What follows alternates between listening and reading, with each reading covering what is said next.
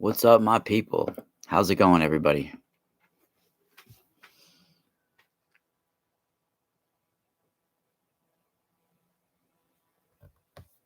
So, people are in the chat room. So, I just wanted to explain real quick. I will not be live with Roger Spur from Mud Fossil University. Roger, I had never met him in person, but I've been friendly with him. He's been like a friend of mine, just chit chatting back and forth on the phone and doing videos together for a while now. But I don't always agree with what he's talking about, but I think that it is possible, some of the stuff that he talks about, right? And I had theories of my own, so I wanted to start a new channel called Science Discovery Discussion and Debate, and he was going to be a part of it. But a lot of people have been requesting Roger to go on radio shows and stuff like this, and because he has some extraordinary claims, right? And they wanted him to come on Leak Project, so I went on Leak Project with him. And the thing is that whether Roger is 100% right or 100% wrong, let's put that aside for a second, right? Because when it comes to scientific evidence, you can't just take somebody on their word, right? Except if they're claiming some extraordinary things, there has to be extraordinary evidence to back it up, right? So when your evidence is going on Google Earth and looking at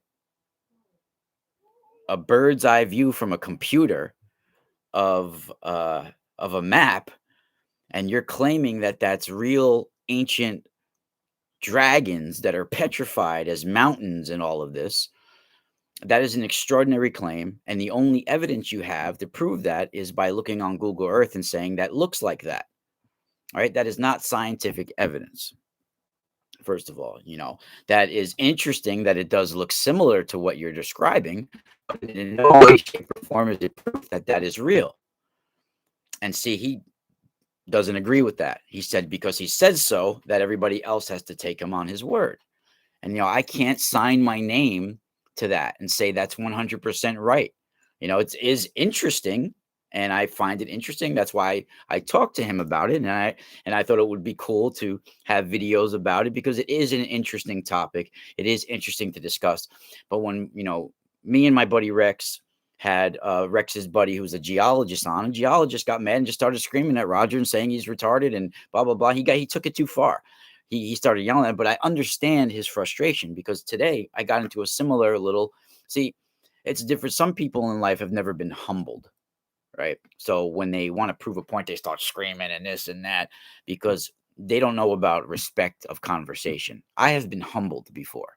I have been strangled by men that are stronger than me before. I've fought for my life, both in a competition and in the street, right? I'm a different kind of breed than most men. Most men that are just into academics, they've never really been humbled in their life the way I have. So I have a little bit more respect when I'm talking to someone, and especially when their intelligence and their theories and research and work is being discussed. I'm not just going to bark at someone and tell them they're stupid like the geologist was doing to Roger and myself.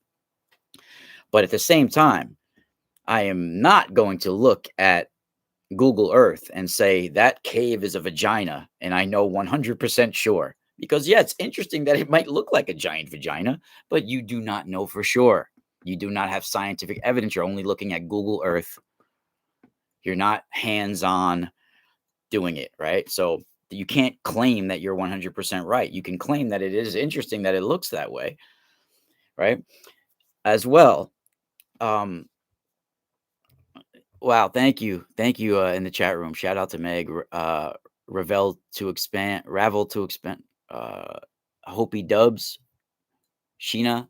Thank you. Oh, you were listening to my music. Oh, that's awesome, dude.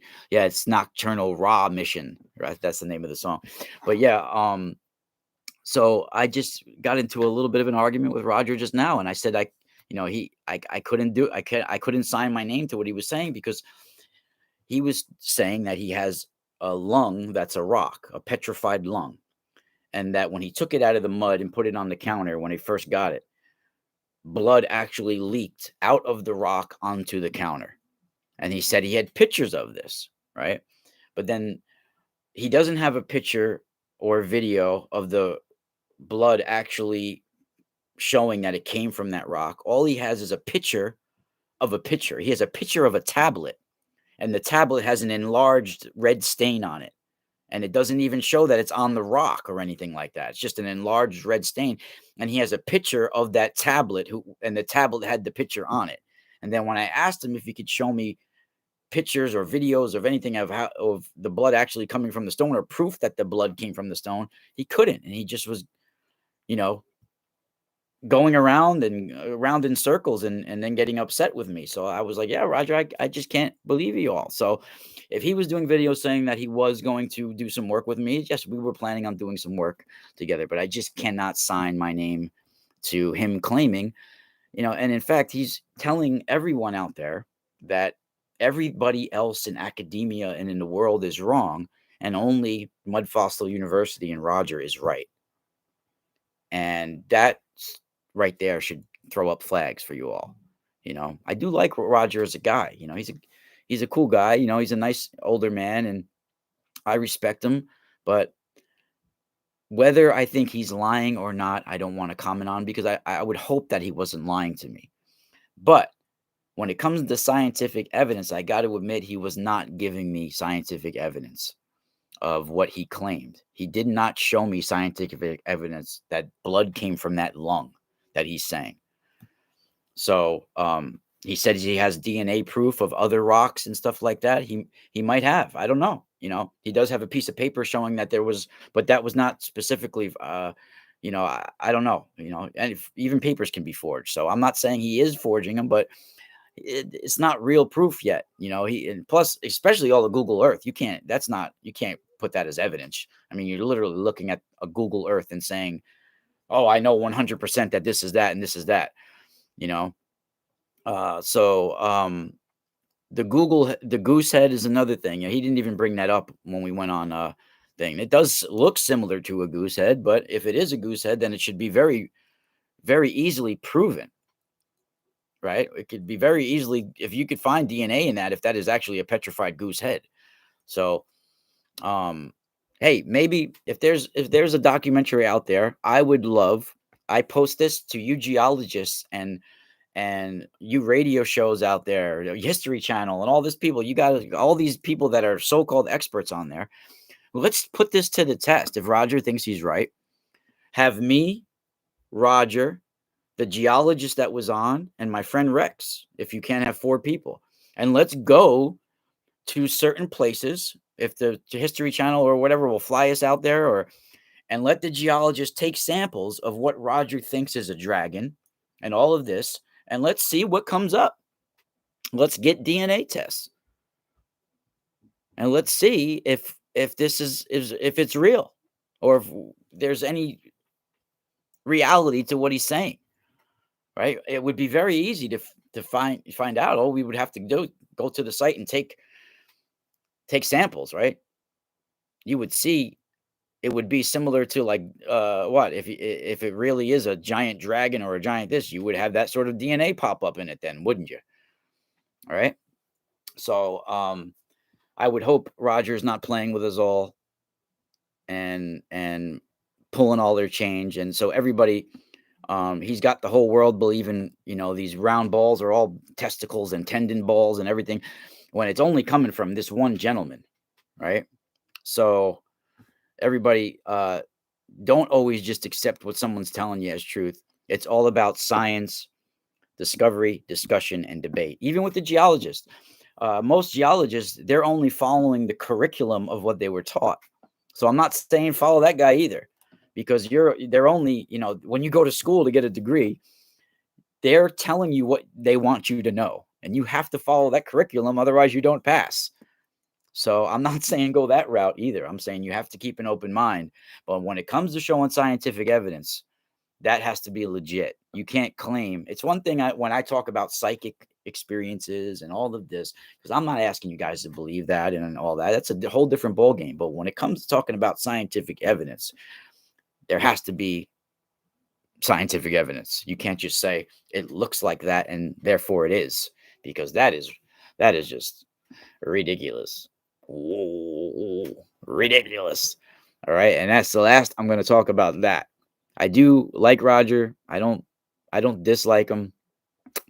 You know, I like to talk about cool stuff. It's interesting to say that that megalithic rock looks like a face and this and that. It's interesting to talk about, but when it comes to scientific evidence, you can't say, even with those like the Gigante and those where it looks like a big giant has his like arm torn off and leg torn off. You can't say that's a rock, right? That obviously is not just something that looks like a person.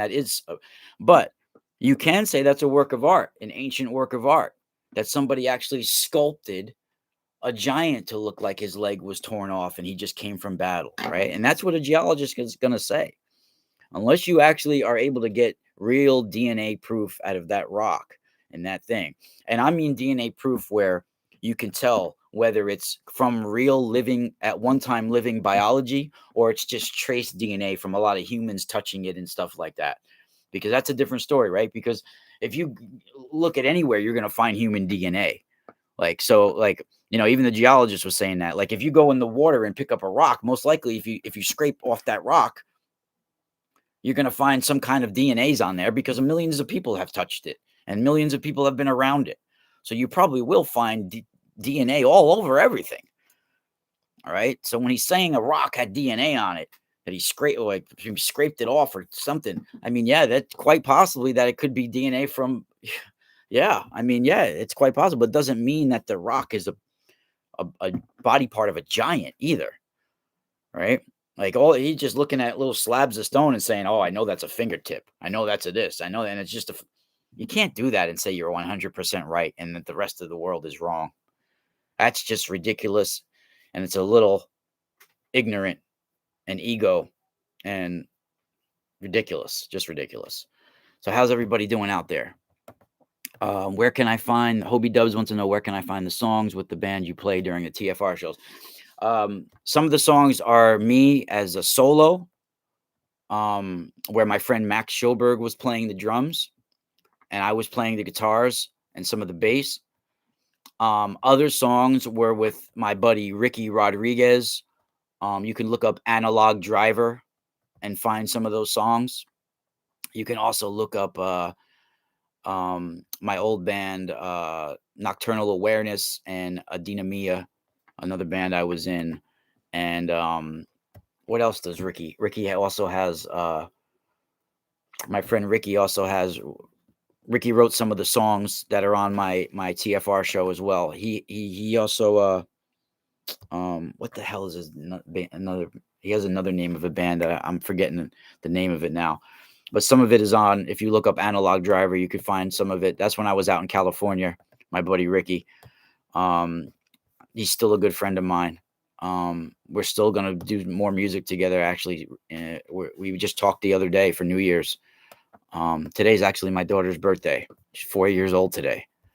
So shout out to everybody out there. I hope you guys are all safe and healthy and happy. Yep. Yeah, I've been humbled. I mean, if you guys see, my channel here is called Analog Driver. Yeah, my channel here is called Exploring the Ka. That's like sort of like talking about exploring the spiritual side of who we are, right? But my channel has a wide variety of topics, including the spiritual side of combat sports, spiritual side of martial arts, astronomy, right? Archaeology. All of this is involved. Megalithic sites. I have so many topics that are involved. I might start just separate channels as well. I'm thinking about starting 2 more YouTube channels. One just for copper products, talking about copper. I might even call it Superheroes of Copper or something like that. And another one just to deal with combat sports, interviews, and stuff like that as well, because I know a lot of you that are on my channel here on this YouTube channel probably are not interested in martial arts or within combat sports. But see, it was a big part of my life, and it saved my life. And for a lot of people that have experienced trauma, they deal with it in different ways. Some people are fighters where they, and sometimes a lot of people that end up becoming competing in martial arts or mixed martial arts or boxing or kickboxing or MMA, all this stuff, right? They they're not it's not about fighting someone else like they're doing it because they want to go hurt somebody. It's like when you fight, you're also fighting the trauma that you experienced in life. It's like when you step into the cage or the ring, it's like a spiritual sanctuary where you're battling all the demons that you've ever had in your life. And some people are not made for that. But some people, this helps them overcome the struggles that they're going through, both physically and spiritually. And I just interviewed somebody like that. He's an ancient warrior who fought some of the toughest people in the world in his weight class for many years. He fought in Pride Fighting Championships in Japan. He fought in Bellator. Bellator is still a popular fight organization like the UFC.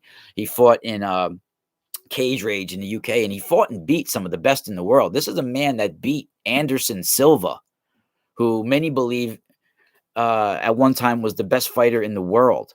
He's also beaten Paul Daly, who's one of the toughest guys in the world in his weight class. So this guy on any given night could beat the best in the world. He had legendary fights in Pride in Japan, and his name is Luis the Joker Azeredo.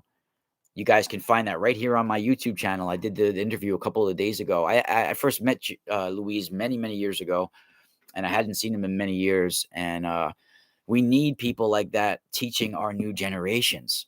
Every generation, right? I'm in my mid 40s now, right? I've seen generations. I've seen, and I'm the youngest in my family. I have older brother and sister in their mid 50s. So like from just some seeing from my brother's age group till now, every generation that I've seen gets weaker and frailer and less manly. You know what I mean? And it's more and more people hooked on medication and computer and technology instead of being able to take care of themselves and their family and be real men and real women. You know, it's getting edited out of us. And Louise has the skills and the inspirational and motivational skills to get through anything, right? Uh,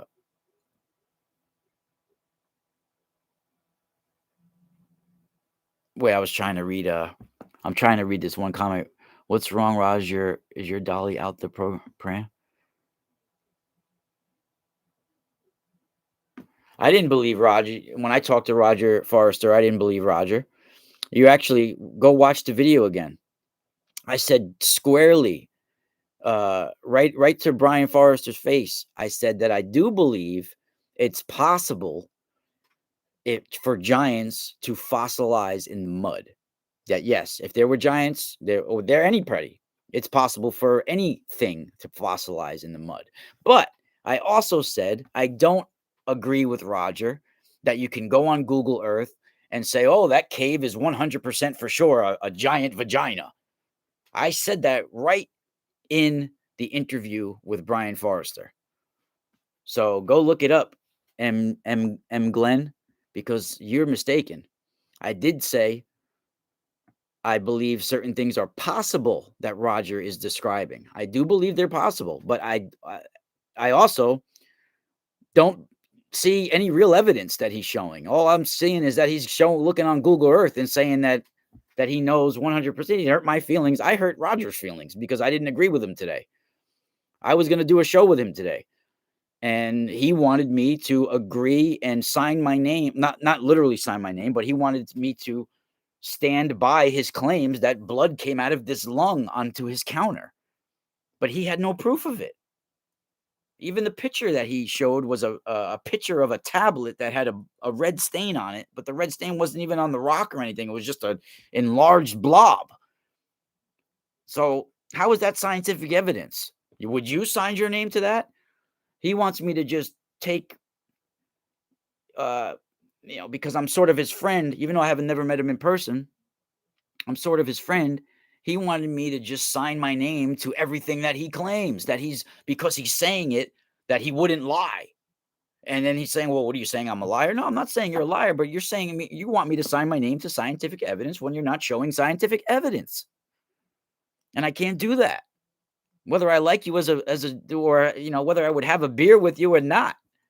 Just because I like the guy and I would sit and have a beer with him or something, or have a glass of wine or smoke a joint with him or something. I would. He's a friendly guy, but it doesn't mean I have to agree with him on his scientific claims when he's not having any. He's just looking at Google Earth and saying that cave looks like a vagina, therefore it is. You can't say that it's 100% right. It is interesting to talk about, buddy. But I said that to Brian Forrester in very similar words. Right. So what up? Misaki is in the chat room. Akita TV is in the house. Shout out to everybody there. Yeah, my little girl is 4 years old today. Oh my God. Yes, she is. Thank you, everybody, for the much love out there. We actually did a giveaway last night on my Truth Frequency radio show. So if we could do a giveaway in the chat as well, anybody wants to support me in the super chat, it's right there. We'll send out some free objects as well. We got potential tools and crystals to give out. I'll be also doing a broadcast tonight, right here. Last night I was live on Truth Frequency Radio. This is my new laptop that I'm using right now. For some reason, it was blurrier on Zoom when I used it, and I don't know why it doesn't have where I can use my green screen. I took my green screen down before because I usually had a green screen in the back, but I got to figure it out. I got to learn how to navigate it better. But this is amazing, new laptop, and we had some support out there. And I also wanted to give a special shout out to my brother Larry. Larry is a truck driver. You'll see him sometimes in Free Energy. He's like family. He's been really good to my daughter. That's Uncle Larry, Uncle Masaki too.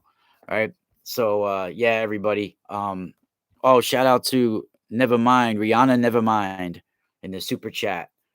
If you want to shoot me your address, we can also send you a gift as well, Rihanna. You could send me moontribe712@hotmail.com.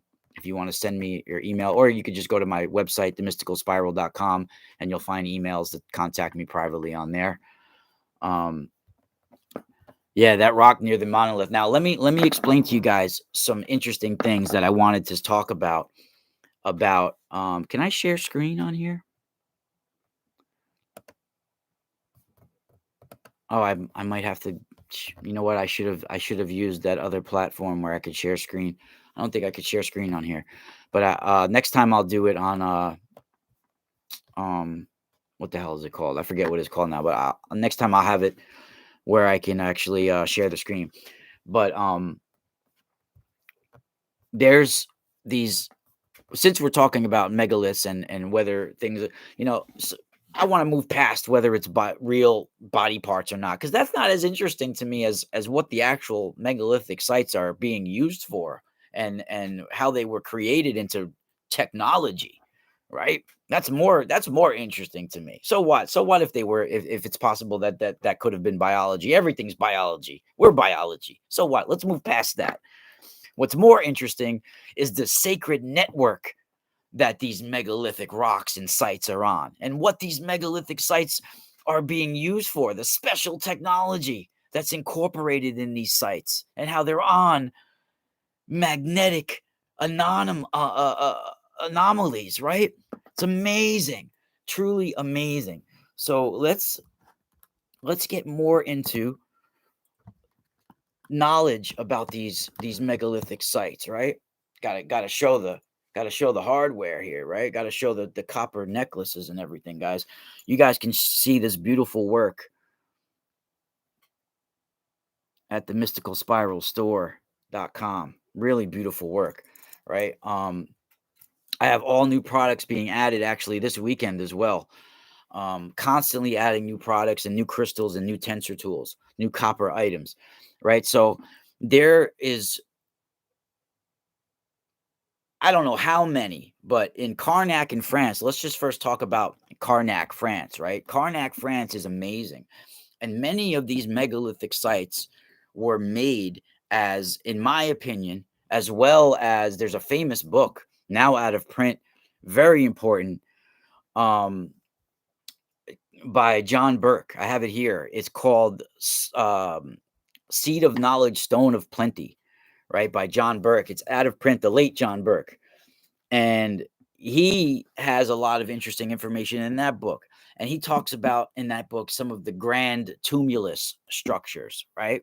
For those that don't know, the grand tumulus structures, there's at least a half dozen of them that I know of in Carnac in France. Most people when they think about Carnac, they mostly talk about the stone rows of standing stones and the menhirs that are in Carnac, right? Well, Carnac also has these grand granite tumulus structures, right? These are some of them being 50, 60 feet, 5 stories high. And it's granite stacked on top. Hold on, my phone is ringing.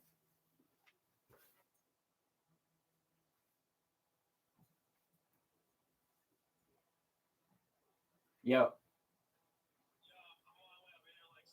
All right, I'll be there in a minute. I'll be outside in a few minutes. All right. Yeah, my friend, my cousin actually is stopping by. So I gotta go, but I'm gonna go back live in a second. But these grand tumulus structures, right? These are in Carnac, France, right? And they're granite that's piled on top of each other, literally, you know, like a beehive all the way to the top. And for those that don't know, granite emits radiation, radon gas, even though it's at a extremely low level. It's one of the most common minerals that emits radiation. And, being in the Northeast here, for those that don't know, New Hampshire is the granite state, right? It's the granite state. You could walk into any friggin' hardware store or any local Home Depot or anything, and they got radon detectors everywhere for people to buy, right? You have to have radon detectors if you have granite in your home. You know why? Because they constantly emit radon gas, right? And if you don't crack a window at all times, if you don't have air circulating in that house, it will build up and it could cause cancer over time. It's serious. You have to have even radon detectors if you've got granite tops and stuff like that, right? It's a known thing. They emit radiation. So these grand tumulus granite mounds that we have, like Saint Michel in France, they have no airspace or little air spaces in them, no windows, and they have a chamber inside the mound. It's a big granite mound. Like it's literally a small mountain of granite stacked on top of each other like a beehive going to the top with a hole at the top. Inside the hole is about a 7 to 14-foot chamber, right? So these chambers are, there's one thing that radon gas does. It ionizes, puts ions. So it's ionized air. There's no windows in there. So it's heavily ionized air in there. So it's some people's theories, as mine, and it's interesting because my remote viewings line up with this information, is that inside of there, it could be a giant seed treatment center. Seeds that are put in that chamber will experience enhanced growth for harvest time, fertility time. And they've had actually sacrifices put inside there. Inside those 21 chambers in Saint Michel, they found young girls in there sacrificed and young cows. These are not just normal burials. They're not what they would call burial mounds, like people try to label them. Actually, they weren't made for graves. The corpses were put in honor of the megalith. You know what I'm saying? The corpses, in fact, were interred for the megalith, not the other way around. Megalith wasn't made to put corpses in. The corpses were sacrifices to the megalith itself. And a young girl is typical choice for a sacrifice, as well as young cows. And that's what they found in there, literally like that. These are harvest sacrifices, and they're most likely giant seed treatment warehouse centers, right? We have New England chambers right here in the United States that are smaller versions of that, right? We'll be talking about that later, everybody. I got to run. Thank you for the shout outs, everybody. Shout out to Masaki, Cindy, everybody out there, Rob, Rihanna, never mind. And we will spiral out till later.